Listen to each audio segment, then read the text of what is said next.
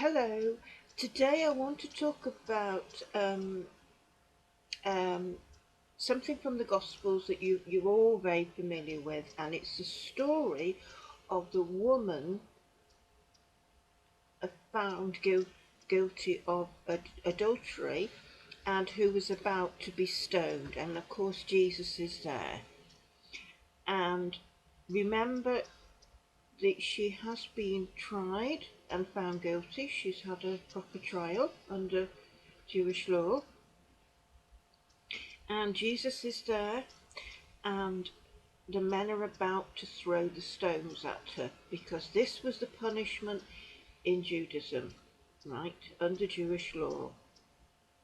They weren't doing anything illegal, perfectly legal. She had been tried and found guilty.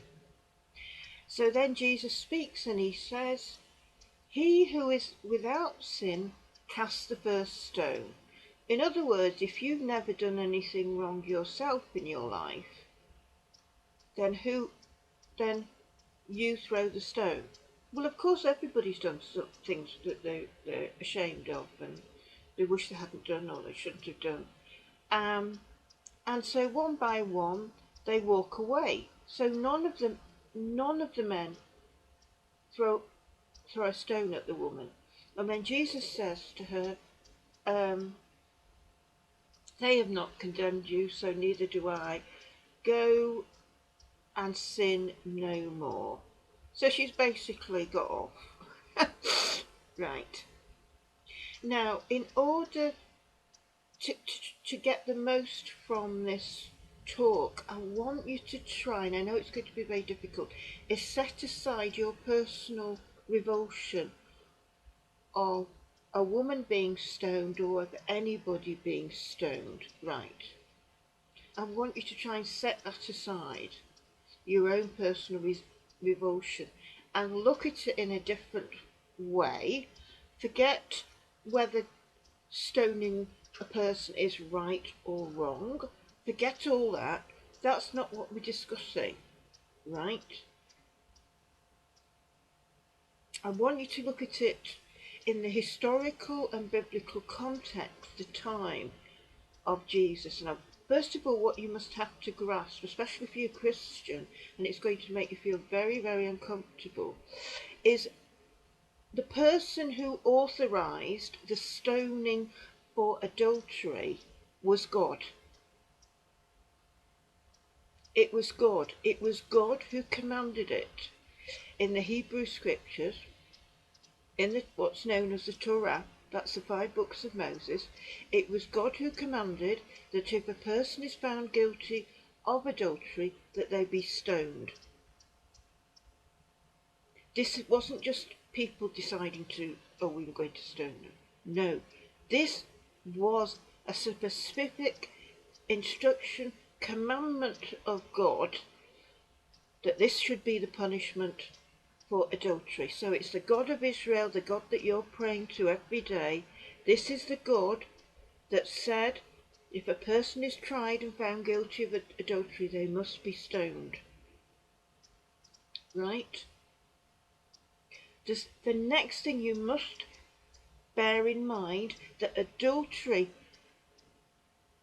committing adultery is under the 10 commandments. You do not commit adultery. It's one of the 10 commandments. Now, to you and I, adultery might not be the worst sin, inverted commas, in the world, and I'm sure many people are thinking of things like paedophilia as being more serious. But this is not what God is saying or specified in the 10 commandments. He hasn't put paedophilia as one of the 10 commandments. What he has put is adultery. And if you can't understand that, then you've got to read up on that and listen to biblical teachers, good biblical teachers who can perhaps give you an insight into that. Listen to the rabbis, who've wrestled and thought about this for thousands of years. And you must think deeply about why not committing adultery is so important to God that he puts it as one of the 10 Commandments, because that must be pretty important for him to put it within the 10 Commandments, because that means it's the 10 most important things to God regarding how you live your life as a Jew. That is one of the 10 most important things important to God, that you don't commit adultery. So this is really, really serious stuff. Forget what you think about adultery. What you think about adultery, what I think about adultery, doesn't count for anything. What counts here is what God thinks, right? Because that's who you're serving, isn't it? That's who you're believing in. You're believing in the God of Israel. That's who you're submitting to. And God is always right. You might not agree with him, but God is always right. And the Jewish people would have regarded that as being, this is what God has commanded. Maybe some of the Jewish people themselves will be, oh, I can't bear to watch this. How awful, But this is what God has commanded. Here comes along Jesus, who is supposed to be an Orthodox Jew. A Jew who says in the Gospels, so we've been told, that he hasn't come to abolish the law. No, so he hasn't come to abolish the law. So if he hasn't come to abolish the law, he hasn't said he's come to modify the law. He hasn't said, I have come to make the law a bit more modern and in keeping with the times. No. What the scriptures say in the New Testament, the Gospels, is I have not come to abolish the law. So he's not trying to get rid of it.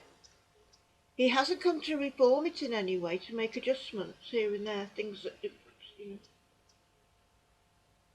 No.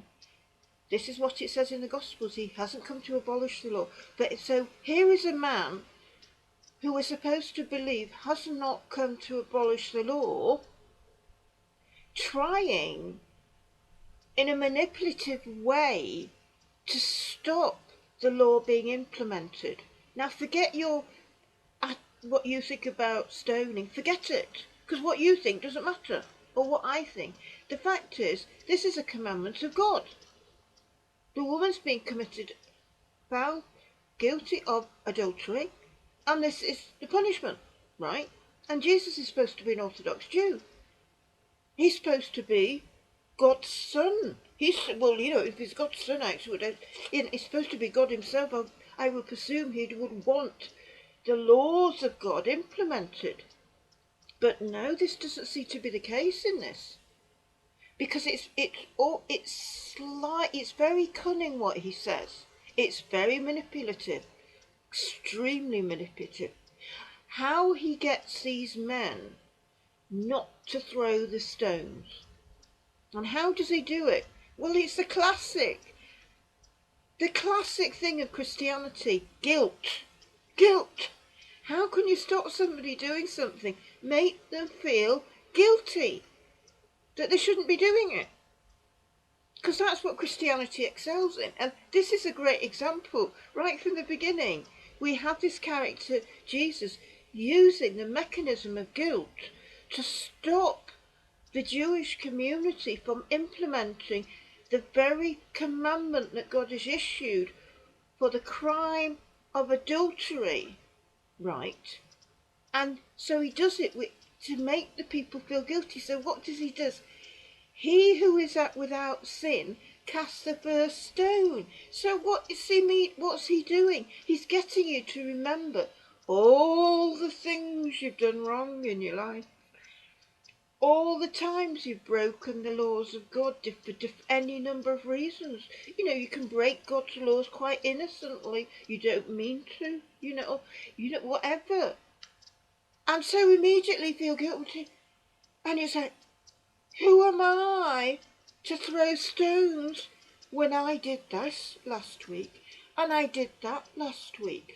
How can I go and put into effect justice when I myself have done wrong in my life? Because that's the argument Jesus is using. He's saying, well, you're not perfect. You've done wrong, haven't you? You've sinned. Who are you? Who are you to punish this woman? Right.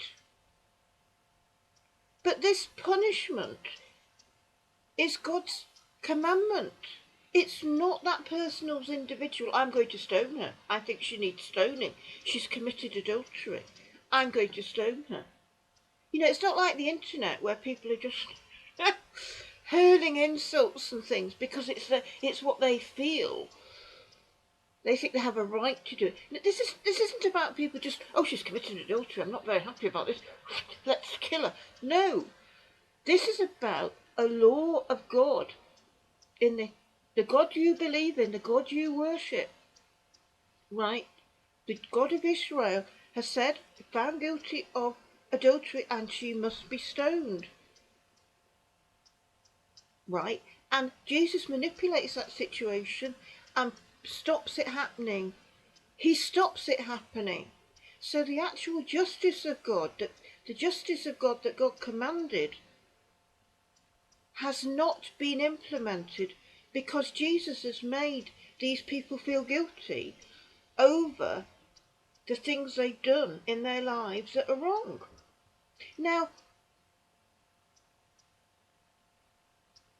part of what preachers and teachers within Christianity are trying to do with this story is to make it relevant to today's world. How do you make something like that relevant to today's world? Right? You go on jury service, right?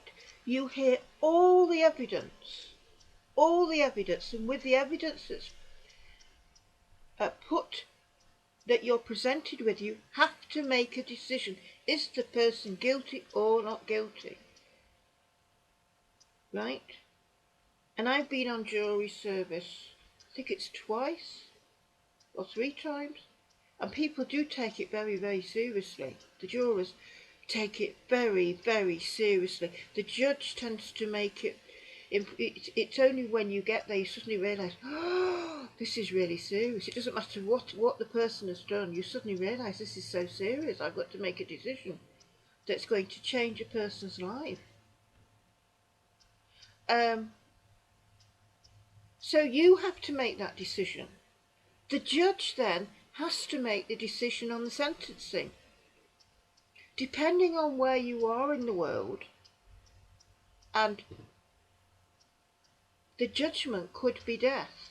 The judgment could be life imprisonment without parole. This is very, very serious stuff. Now, what does this story have to offer a judge? A judge going to work who is an ordinary person who does wrong just like you and me. They've done things they're embarrassed and ashamed of.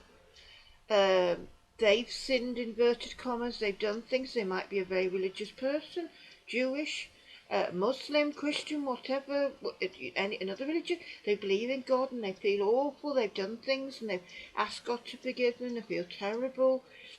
Who hasn't felt shame at some point in your life, one moment or other, over something you've said and done? But he's got to make a decision, and a decision that will change a person's life completely or end a life, right? Now, is Jesus saying in this story that everybody is supposed to be let off? Because Jesus actually says to this woman, I don't condemn you. Go and sin no more. You know, she's got off very easily, considering this is one of the 10 Commandments. She's got off. She's totally got off, hasn't she? Let's face it, she's totally got off. She hasn't even got community service or anything. Nothing. I'm being quite serious here. She has got. She's got it made there, hasn't she? She's got it made. I think that might encourage a lot of people. They think, oh, got away with it this time. Just have to be more careful next time. Not get caught. Because that's what breaking the law is all about. It's all about, nobody wants to get caught breaking any law. And it's the case of, well, I got away with it this time and perhaps I'll have to be more careful next time. Then maybe it'll happen again, if I happen to get caught, What sort of incentive is that? To stop committing adultery? Just say that. But what does this have to say to today's world? Are you just going to let people off? Oh, you were a naughty man sticking your penis up that little boy's bottom. What a naughty man you are. Go and sin no more. I don't condemn you. I mean, is that what you're looking for from a justice system? What does Jesus have to offer concerning justice? Nothing. Nothing. Nothing from this story. Because, let me tell you, that if somebody had been found committing paedophilia, and it's not impossible to find somebody actually in the act of sticking their penis up a little baby's front passage or back passage. Somebody might suspect something's going on in that room and they could barge in, couldn't they? Two people say, he gives me the creeps, that man, let's barge in and find out what's going on. And then they see him, he's got his penis stuck up a baby's backside or something. Even at the time, biblical times, these awful things can happen. Awful things can happen. And you have your witnesses, you've got your two witnesses. He would have been, or she, well, obviously it's a he because he's got a penis. They would have been put to death. They would have been put to death. That's it. They would have been put to death. Right. How would you feel if it wasn't a woman taken in adultery, but it was a paedophile? And they'd been found. There were witnesses, because it can happen. People can be actually caught in the act. You can have you can have the witnesses. You can have children testifying. It could have been a serial paedophile, somebody who's done it for quite a few children, and there they are, and he's had the fair trial, but he's been found guilty. And he's there standing in front of Jesus. How would you feel if Jesus said, I do not condemn you, and go and sin no more? Don't go sticking up your penis up any child's arse or the vagina of a little girl. Don't do it. Naughty man, you mustn't do that anymore. Don't do it. Is that what would, is that, how would you feel if he said that? How would you feel if a judge said that? I mean, what has this got to say for justice? Nothing. It's useless. In fact, I think it's absolutely appalling. And what I find appalling about this is Jesus, who is revered as so obedient to God, so submissive to God, right, prevents, by manipulation, by making them feel guilty, to prevent justice happening. This is God's justice. God has said this is the punishment for sin. So why is this man, Jesus, who's supposed to be submissive and humble to God and doing God's will and Orthodox Jew, and why is he preventing it from taking place? And that itself is an offence in Judaism. To prevent the law of God from being implemented by that itself will require a judgment, because he will be accountable. He would be accountable, and I can't blame it if the Pharisees found out about that. They'd be absolutely furious. I don't blame them. Forget that you can't stand the Pharisees because they've been demonised through the New Testament. Forget that. They're just Orthodox Jews who are trying to put into effect the Jewish law and the commandments of God, right? And they hear this Jesus is inciting, manipulating people so that the justice that was commanded by God does not take place. And that to me is, I've never thought about this. I was a Jewish believer in Jesus for 42 years, and I never thought about it. It never crossed my mind. And it just occurred to me while I was lying in bed. It just occurred to me, it just seemed to come from nowhere. I just suddenly thought of it, and I thought, this is crazy. You see, within Christian tradition, the understanding of this story is, well, God has forgiven you for your sins, therefore who are you to judge, inverted commas, anybody else? But this, we're not talking, but you see, when the Christian is talking about judging somebody else, what they're invariably meaning is about prejudice, you know, the silly prejudices we have against each other over silly things, and judging people and misjudging people. We haven't got all the facts, and and I think she's having an affair with her husband, and then it turns out you've got the totally wrong end of the stick. She's not having an affair with somebody's husband, and you've just been listening to gossip, and you've got no evidence. There's nothing. You're just coming to conclusions. You're making judgments. That's how Christians tend to read into this story. They just see it as like, well, we mustn't sort of criticise each other because we're not perfect. But this is not about criticising somebody. This is not just about, judging and, I don't like a hat. I don't like the way she talks, or I don't like this about her. I don't like this about him. This is a heinous offence. This is a capital offence that's in the Ten Commandments that she's broken. And this has to be taken seriously. And Jesus here isn't. And how can he be called obedient to God when he's being so disobedient? He is preventing justice from taking place. He's inciting them not to do it. It's like me, a Jewish person, saying to a Jewish person, right, another Jewish person, and they're at McDonald's, and they're thinking of having a bacon burger, right?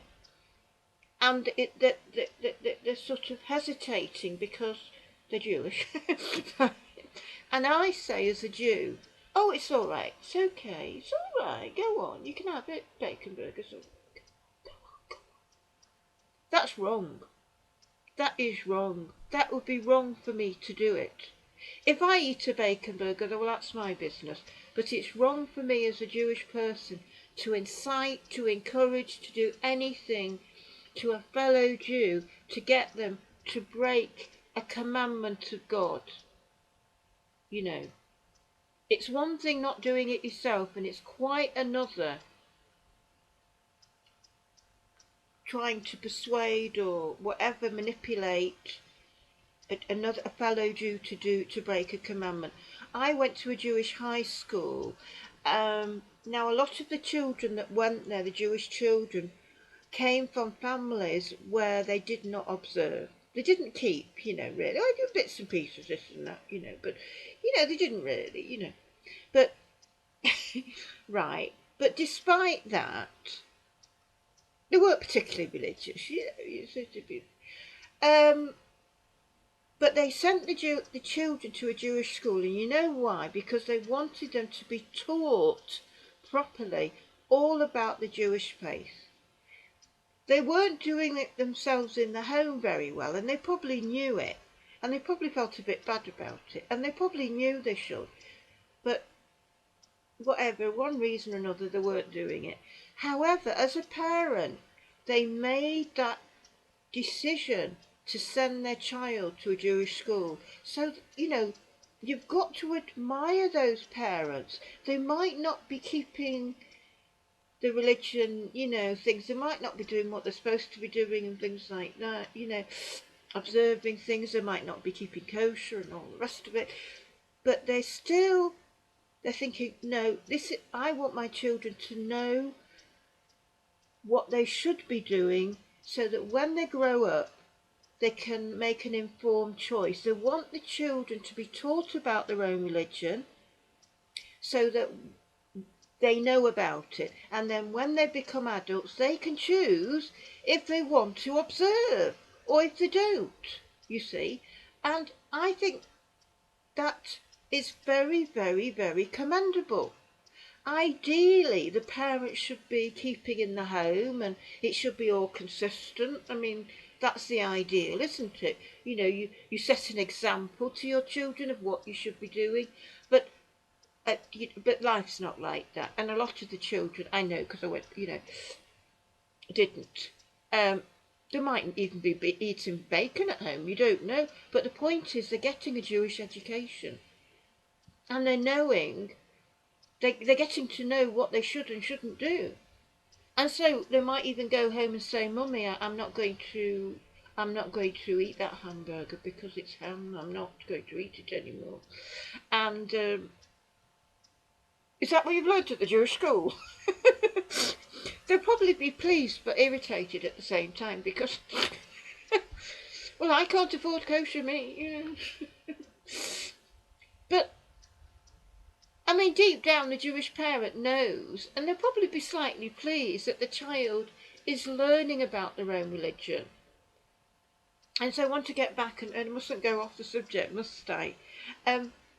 So this is about, what sort of example is he? What sort of, it's terrible. And Jesus would have been accountable to the Pharisees. And to be honest, I think that could have been one of the major things that really got their goat. I mean, you have to look at it from their perspective. This is the law of God, and he has prevented justice from taking place. Forget what you think about stoning. Forget it. That's not the issue. The issue isn't the stoning. The issue is the commandments of God.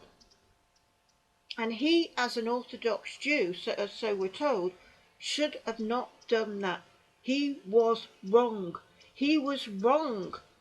And if he was submissive to God, and if he was obedient to God, as we're all led to believe, St. Paul seems to think, what was he doing preventing justice taking place? And I don't think this has anything to offer in today's world, because you cannot go patting people on the head and say, go and don't do it again. The yobs are in court, beating up elderly people in the street. And these are people that have got a history. They have a history. They have a list of young kids, adolescents, of criminal, dangerous, perverted behaviour, sexually perverted behaviour, all sorts of terrible, wicked things, boys of 15 raping school children. You don't just pat them on the head and say, go and sin no more. You have to try them, you have to find them, are they guilty, are they not guilty, and then you have to give appropriate sentencing. So what has this got to say for justice? I don't think this has anything, nothing to offer to justice. In fact, I think this is very dangerous story. I think it's inflammatory. I think it's unhelpful. I think from a religious point of view, I'd want that out of the book. I would remove that. I'd censor it. I'd say I'm not having that in the book. I wouldn't have that in a book. But I wouldn't want my children to be reading that. I'd be very worried.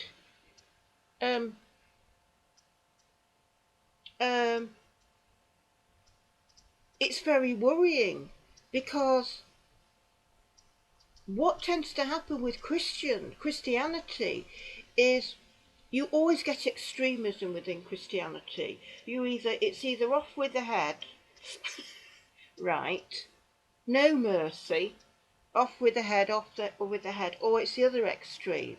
And the other extreme is so airy-fairy. I mean, like Pope Francis said not long ago, and he was talking about people who are in prison for life. And he was saying it was like a living hell. This is a man who believes in heaven and hell anyway. So he is complaining that people who've been sentenced to life in prison for a crime are living a living hell. Excuse me, does he know what some of these people have done? These people sentenced to life imprisonment. Has he talked to police officers? Has he talked to detectives? Has he talked to prison officers? Has he talked to prison governors? What does he know about serious crime?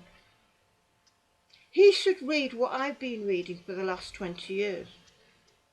I have been reading serious crime, real serious crime.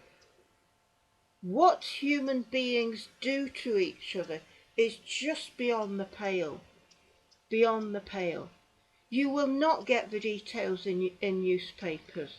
They're not going to tell you. The police will never tell you. The police don't even tell the relatives what human beings do to each other.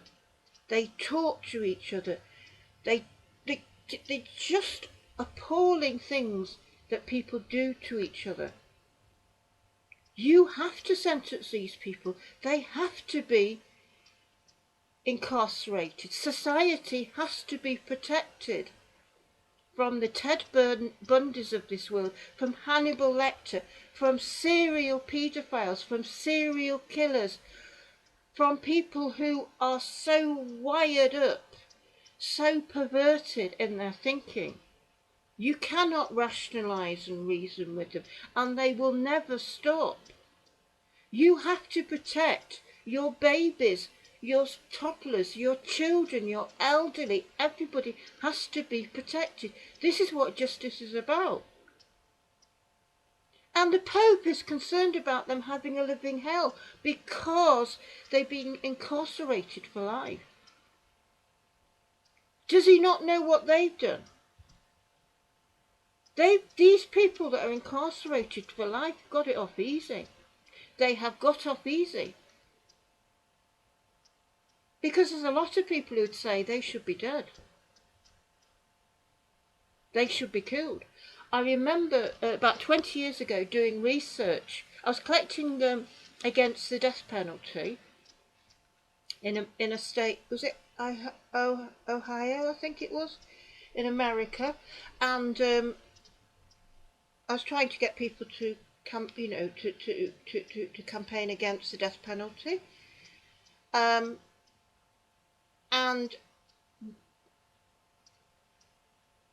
the reason given every single time why people wanted the death penalty was because everybody wanted paedophiles to have the death penalty, without exception. Over and over and over and over again, people would not sign a petition. They say, I think paedophiles should be executed. Everybody said that. And then I said, well, what about life imprisonment? And they said, well, yes, but the problem is the judges don't give life imprisonment for paedophiles. And this is why I want the death penalty, because judges are too soft. When people take life, it used to be in the old days, when I was a child, it was a life for life. If you murdered, you got life and you didn't get parole. That was the end of your life. You were in prison for the rest of your life. And people was telling me over and over again that the judges have lost the plot. They are not putting into effect justice. People want life for life. They don't necessarily always want people executed. A number of people said, if I knew that life meant life in prison, I would not favour the death penalty. I heard this so many times. So many people said, if I knew that life imprisonment meant life for murder and for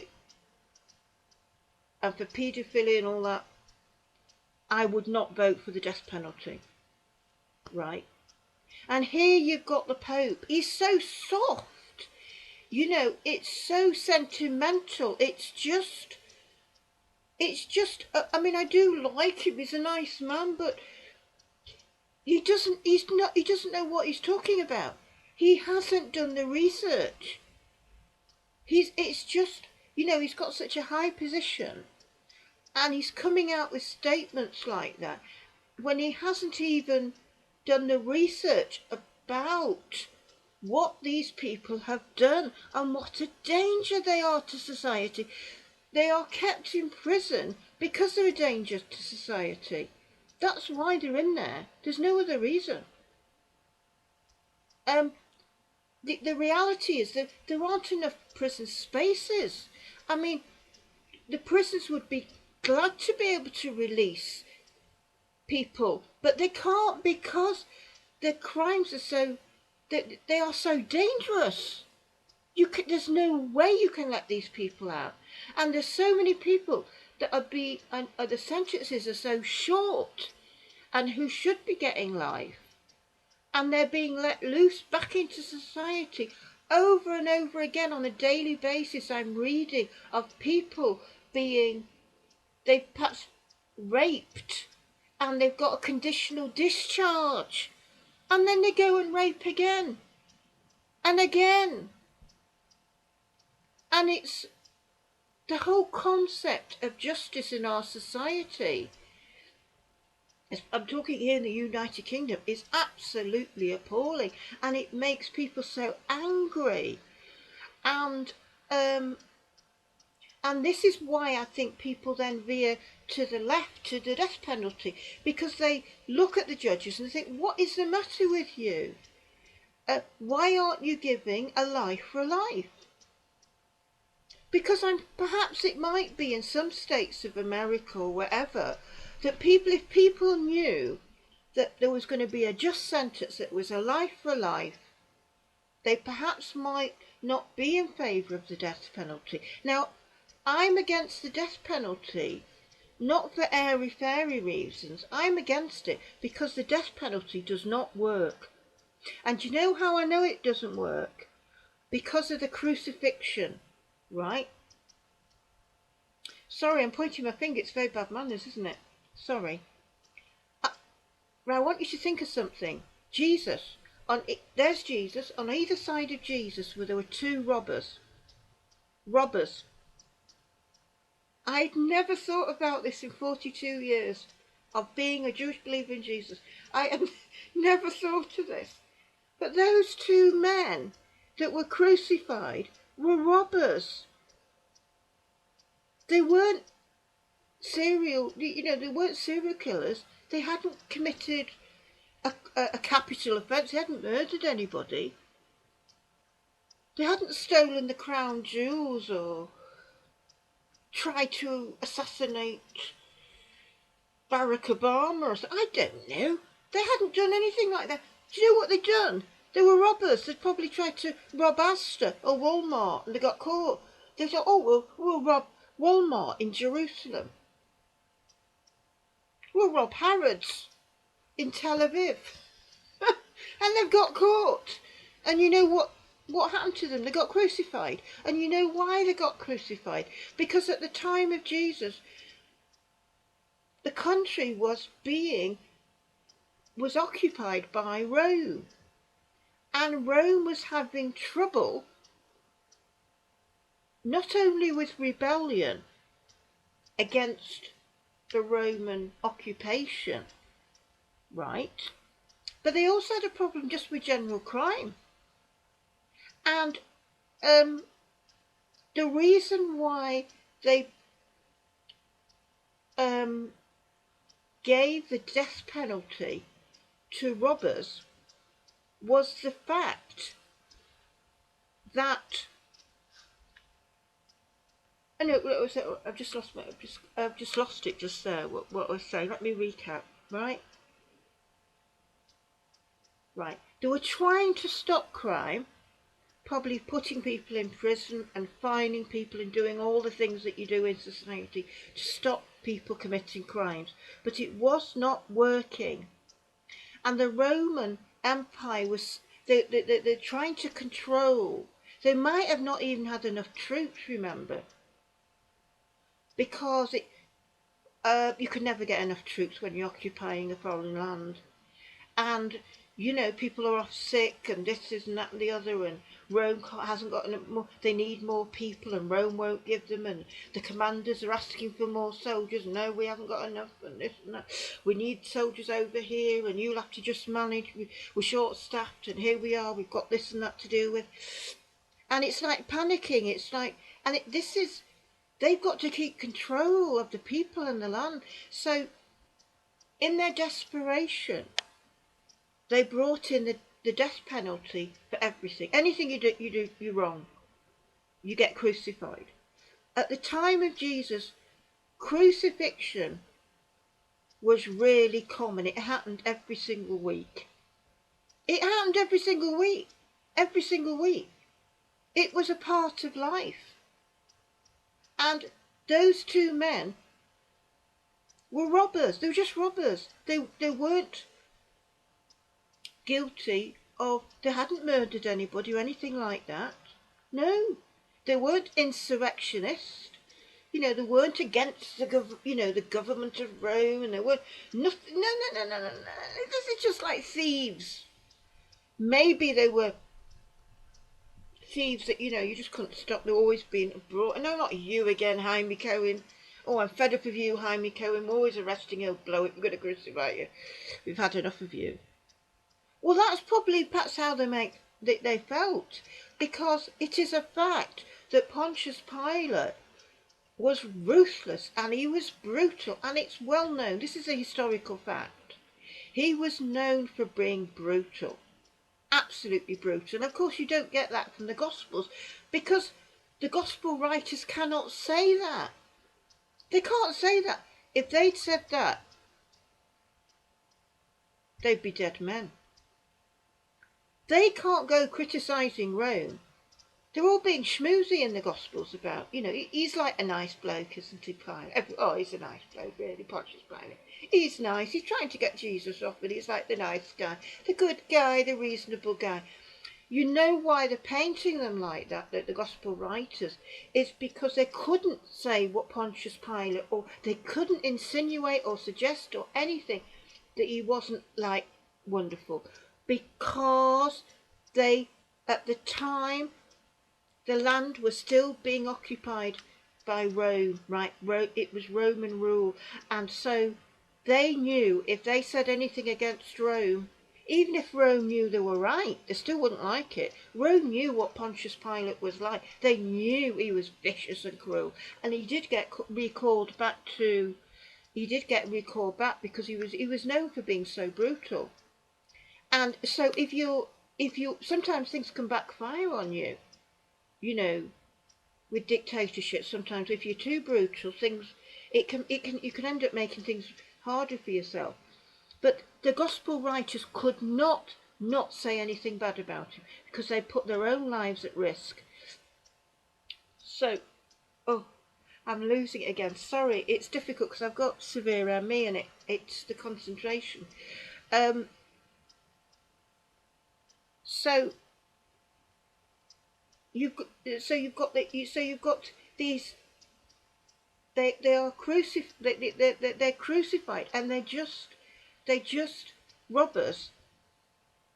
They're just robbers. Now, the why I'm against the death penalty is I know the death penalty didn't work in those times under Roman occupation, because there were two robbers being crucified with Jesus. Because if the death penalty worked as a deterrent against crime, then you wouldn't have those two robbers up there with Jesus. Because the whole point of the death penalty is to try and to stop crime taking place.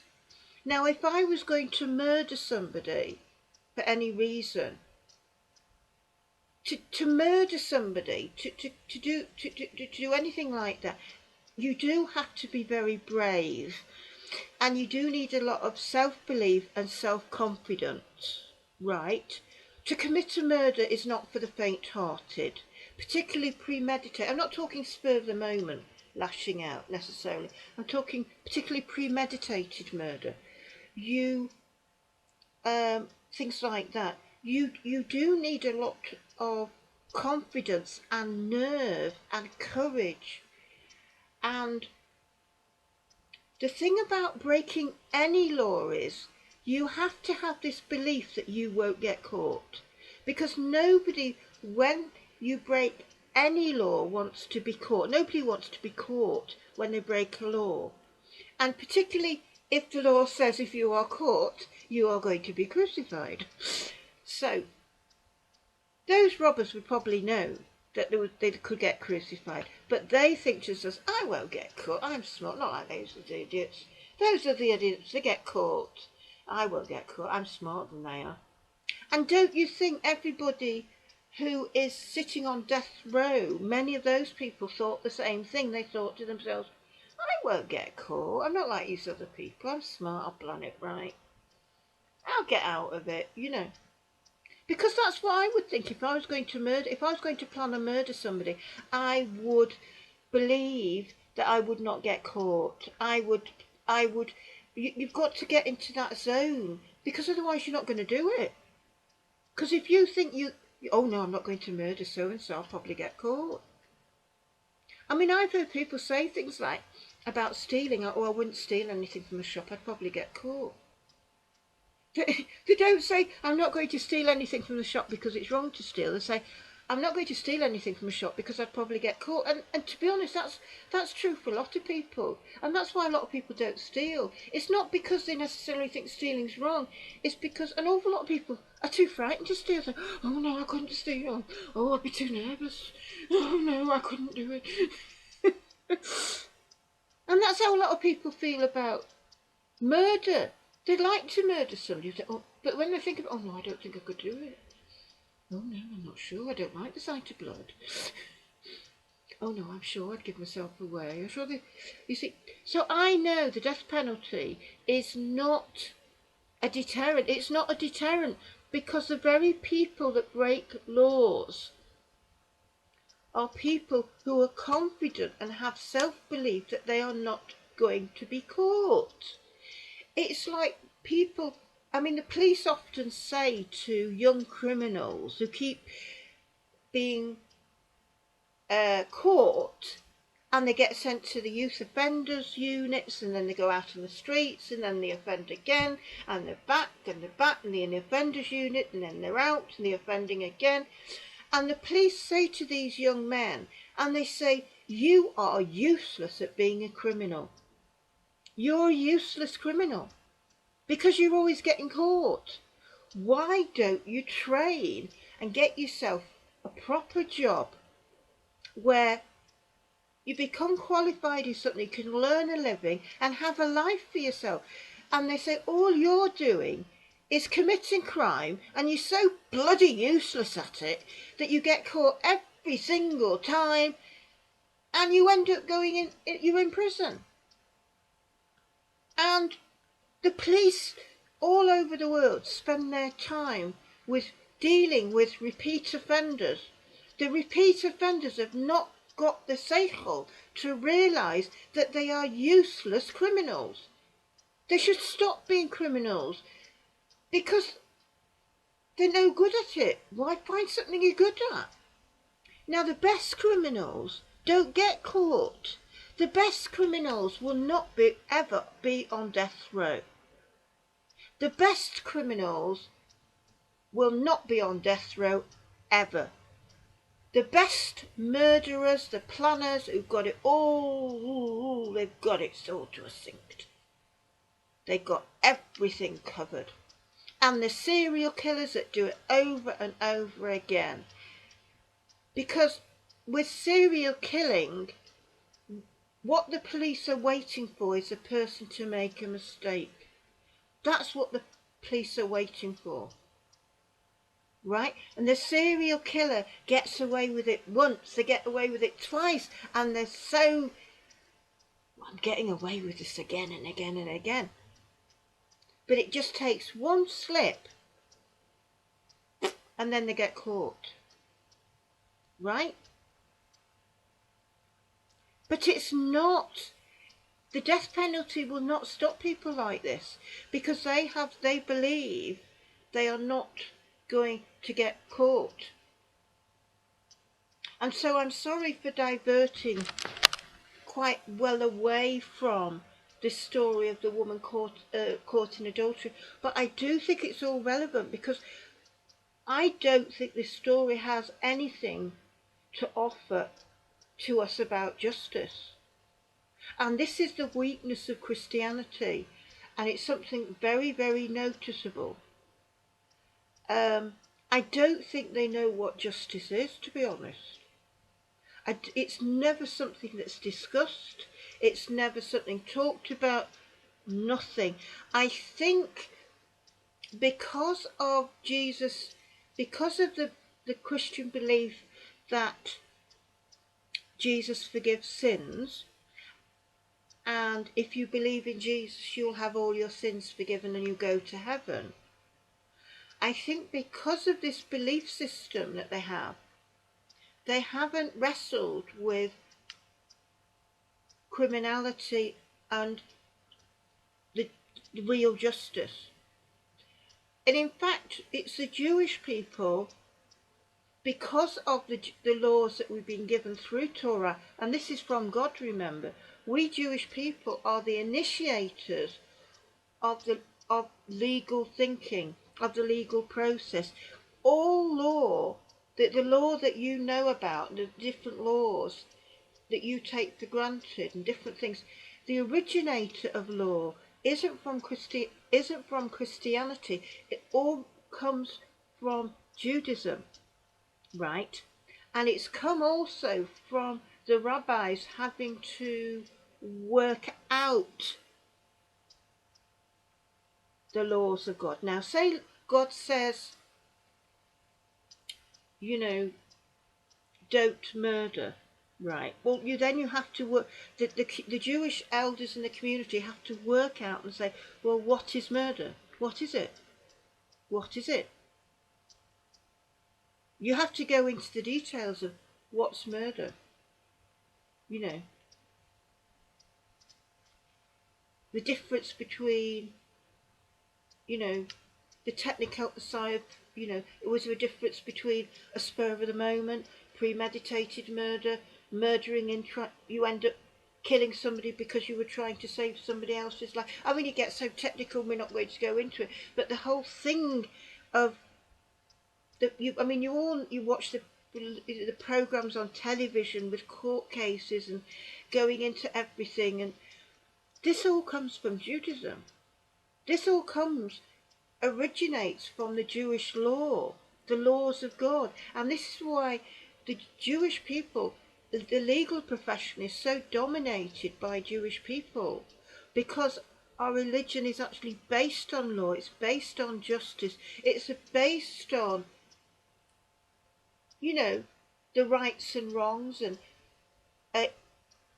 what is allowed, what is not allowed, why it's not allowed, this sort of thing. And so it's about getting people to think things through. But you see, what Jesus is saying, to me, offers nothing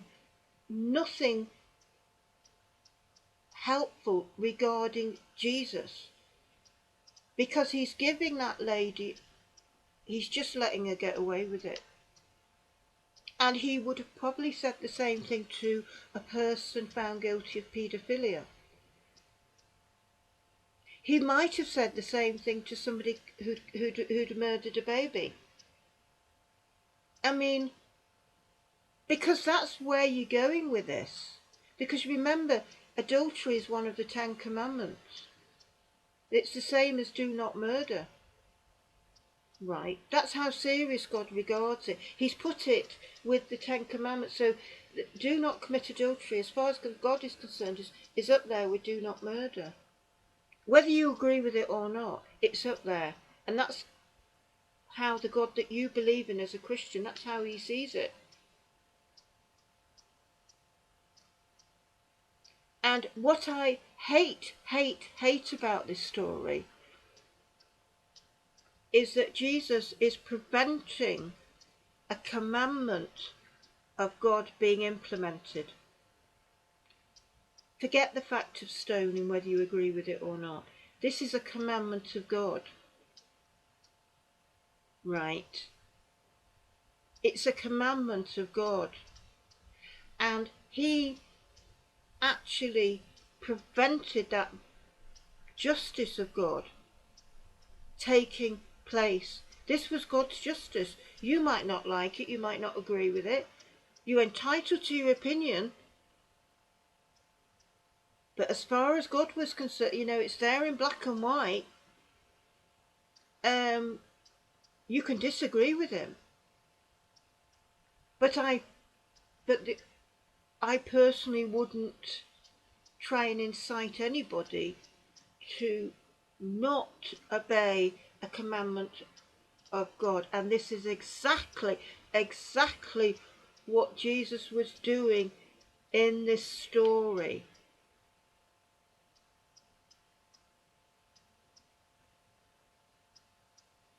And what we don't know is whether those words, go and sin no more, whether she did. As we know with adultery, I've heard this quite a bit during my life. I'm 60. I've heard this quite a bit with adultery, is that it tends to repeat itself. People who are unfaithful in relationships, they're unfaithful when they're dating. They might have 3 or 4 girlfriends, but they don't tell you. You laugh about it when you're 20 and that. Somebody's dating. They've got about 4 girlfriends, and they don't know about each other. But then you see, when these people get into a relationship, then they tend to be having bits on the side as well. Then it gets a bit not very nice, is it? Then they get married, then they're having bits on the side. Then the wife finds out, and it's for either sexes, both men and women do it. And then they say, oh, no, I won't do it again, I love you, it didn't mean anything. And then they do. And this is the thing with adultery. So whether she had a light bulb moment. But you see, he didn't explain about why she shouldn't sin no more, why she shouldn't do it. There's nothing like that in the text, is there? And Jesus sat down with her for 2 hours and explained why she shouldn't be committing adultery and why it was wrong. To help her understand why it was wrong. And this is again a weakness of Christianity. It's very poor at teaching, at explaining things. But I'm going to end now because I'm nearly coming up to an hour, and I'm so sorry for talking so long. Because every video I think, I should only talk for 10 minutes because it bores people to talk so much. And people have got things to do. They haven't got an hour to spend listening to you. But I hope that you have got something from this video, and that it set you thinking, and that it's given you all food for thought. And I thank you for listening to me.